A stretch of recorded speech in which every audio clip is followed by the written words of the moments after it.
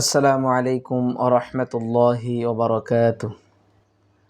প্রিয় কোরআন মাজিদ শিক্ষার্থী বন্ধুরা, ইনশাআল্লাহ আজকে আমরা পবিত্র কোরআন মাজিদের মদের হরফের পরিচয় সম্পর্কে ইনশাআল্লাহ আলোচনা এবং শিক্ষার চেষ্টা করব। আজকে আমরা শুরুতেই জেনে নেই যে মদ মানে টানিয়া পড়া। মদ মানে টানিয়া পড়া। আচ্ছা, এখন বলা হয়েছে যে মদের হরফ তিনটি। মদের হরফ তিনটি, একটি হচ্ছে আলিফ, ওয়াও, ইয়া। আলিফ, ওয়াও, ইয়া। আচ্ছা, এরপরে দেখুন, জবরের বাম পাশে খালি আলিফ, মদের হরফ, মানে আলিফ একটি মদের হরফ। এরপরে জেরের বাম পাশে জজমওয়ালা ইয়া, মদের হরফ, ইয়া একটি মদের হরফ।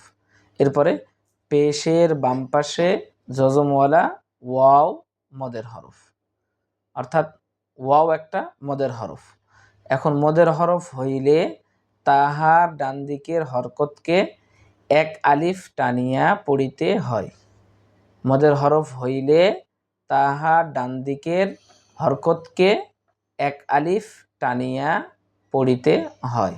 এবার আমরা দেখি, যেমন এখানে বা আছে, বা এর উপরে জবর আছে, বাম পাশে আলিফ, খালি আলিফ আছে। দেখুন, আলিফ হচ্ছে মদের হরফ, আলিফ একটি মদের হরফ। তাহলে কিভাবে উচ্চারণ করব আমরা একটু লক্ষ্য করুন মনোযোগ সহকারে।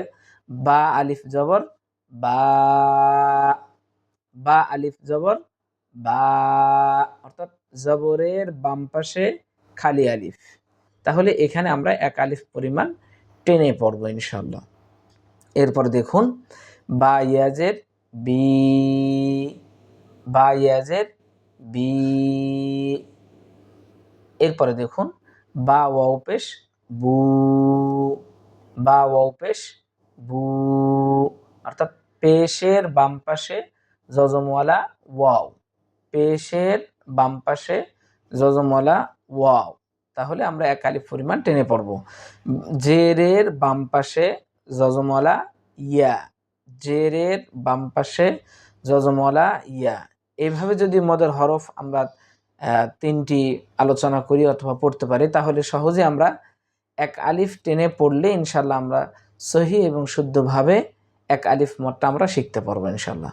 যেমন বা আলিফ জবর বা, বা ইয়াজের বি, বা ওয়াও পেশ বু, বা বি বু। একইভাবে ত আলিফ জবর ত, ত ইয়াজের তি। লক্ষ্য করুন, জেরের বাম পাশে জজমওয়ালা ইয়া।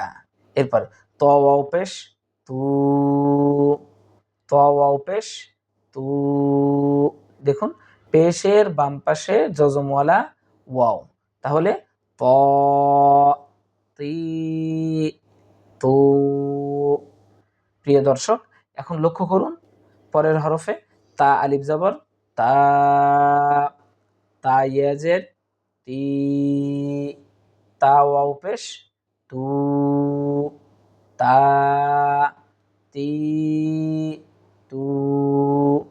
একইভাবে লক্ষ্য করুন, জ আলিফ জবর জ, জ ইয়াজের জি, জ ওয়াও পেশ জু, জ জি জু।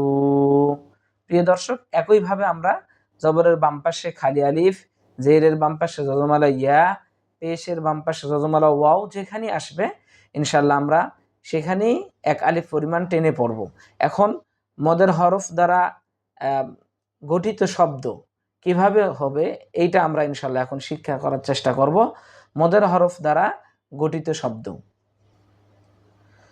প্রিয় শিক্ষার্থী বন্ধুরা, তাহলে আমরা লক্ষ্য করি মদের হরফ দ্বারা গঠিত শব্দসমূহ কিভাবে মদের হরফ দ্বারা একটা শব্দ গঠন করা হবে।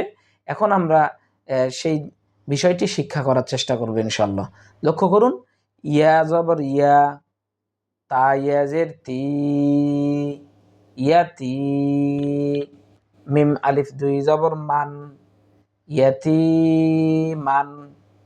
এখানে লক্ষ্য করুন তা ইয়াজের তি, অর্থাৎ জেরের বাম পাশে যজমওয়ালা ইয়া, তাহলে আমরা এক আলিফ পরিমাণ টেনে পড়বো ইনশাআল্লাহ। তাহলে ইয়াতীমান। এরপরে লক্ষ্য করুন মিম জবর মা, জিম ইয়াজের জি, মাজি, দাল দুই পেশ দুন, মাজিদুন। এক আলিফ টেনে পড়বো। এরপর আইন ইয়াজের ই, শিন জবর শা, ঈশা, তা দুই জের তিন, ঈশাতিন। এরপরে লক্ষ্য করুন ফা ইয়াজের ফি। প্রিয় শিক্ষার্থী বন্ধুরা দেখুন জেরের বাম পাশে যজমওয়ালা ইয়া, তাহলে এক আলিফ টানবো আমরা।